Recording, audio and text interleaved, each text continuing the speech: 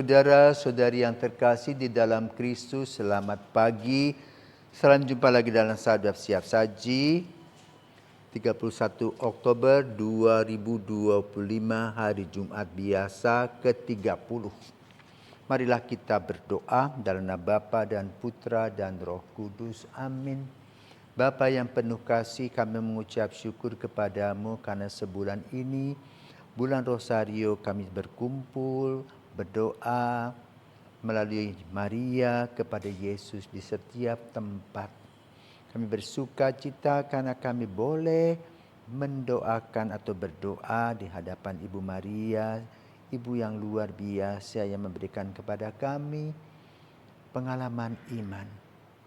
Maka pada hari ini, di mana kami akan menutup bulan Rosario, kami mohon berkat-Mu Tuhan, agar kami dapat memilih yang terbaik sebagaimana Maria telah memilih yang terbaik bagi sejarah keselamatan. Demi Kristus Putra-Mu dan pengantara kami, kini dan sepanjang masa. Amin. Tuhan bersamamu dan bersama roh-Mu. Inilah Injil Yesus Kristus menurut Lukas, dimuliakanlah Tuhan.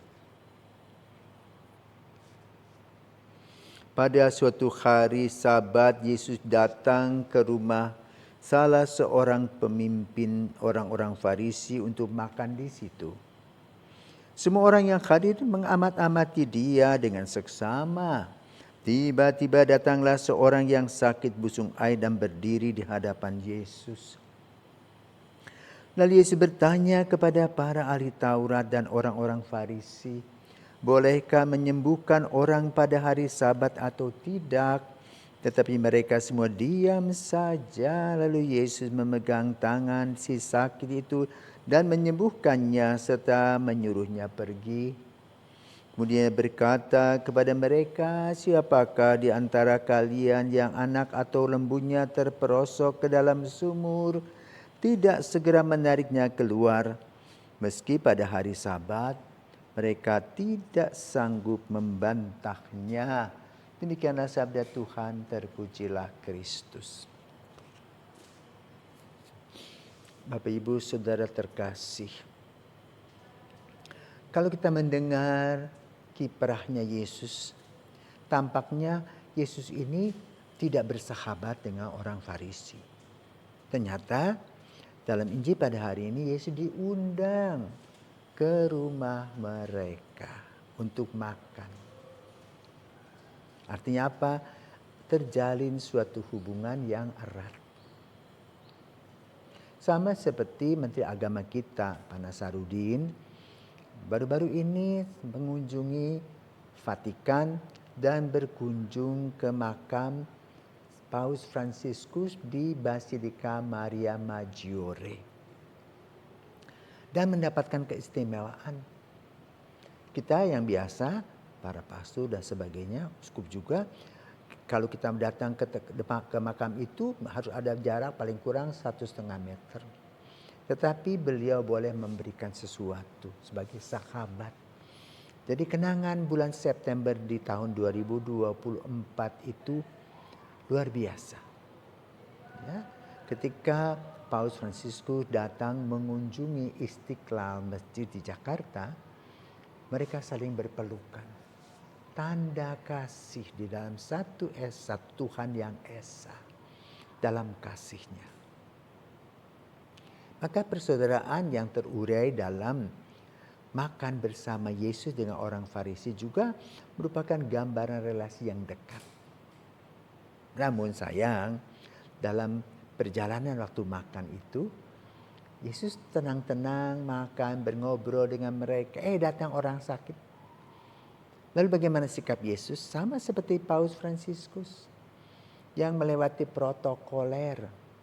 Ya, ketika di Jakarta berhenti memberkati orang yang hamil, memberkati anak-anak kecil. Dan ketika pada audiensi dia selalu menyempatkan diri menggendong bayi kecil, menciumnya.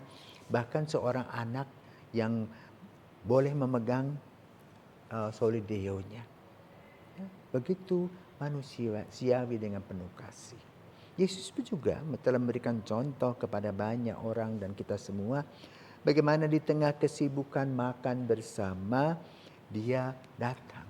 Membiarkan orang yang sakit busung air itu datang dan dia jamah dan sembuh. Positive thinking. Tetapi lalu ada orang-orang yang nyinyir. Kenapa? Takut dihukum oleh hukum Taurat. Pada hukum Taurat ini bisa fleksibel. Hukum Taurat pada hari Sabat merupakan pedoman bagi umat Musa dan yang membaca dalam Torah mereka.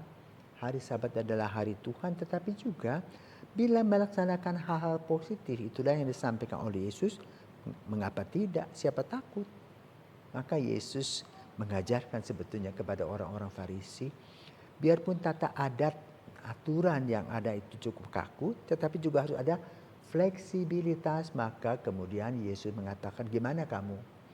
Kalau kamu punya lembu pada hari Sabat masuk sumur, biarkan dia mati atau bagaimana? Maka itu mereka tidak bisa membantah Yesus. Kenapa? Mereka menyelamatkan, apalagi ini anak manusia yang sakit, yang sudah lama menderita. Dan Yesus menyembuhkannya. Itulah kasih Tuhan yang tiada terbatas. Maka kedatangan Yesus dalam kehidupan kita adalah untuk melaksanakan kasih yang tidak terbatas, yang penuh dengan kerahiman dan senyum. Maka mari saudaraku terkasih, kita datang di akhir bulan Oktober, di mana kita menyelesaikan bulan Rosario. Bukan berarti besok tanggal November kita berhenti berdoa, tetap berdoa. Tapi tentu semangat ya. Berdoa Rosario ini yang diprakarsai oleh Paus. Ya. Sebetulnya pada bulan Mei, tanggal 13 Mei ada satu sejarah, tetapi kemudian Paus memberikan kesempatan kepada kita dalam rangka memperingati penampakan Maria di Fatima 13 Mei yang kemudian menjadi Ratu Rosario. Peringatan Maria Bunda Rosario yang terjadi pada bulan Oktober. Maka dalam bulan Oktober ini adalah bulan Rosario. Sementara Mei adalah bulan Maria. Maka kita tetap bersemangat mengikuti Maria yang mengatakan, aku ini hamba Tuhan, terjadilah padaku menurut perkataanmu. Selamat berjuang, selamat menikmati hidup dalam kasih Tuhan dan kerahimannya. Tuhan menyertai kita semua. Amin.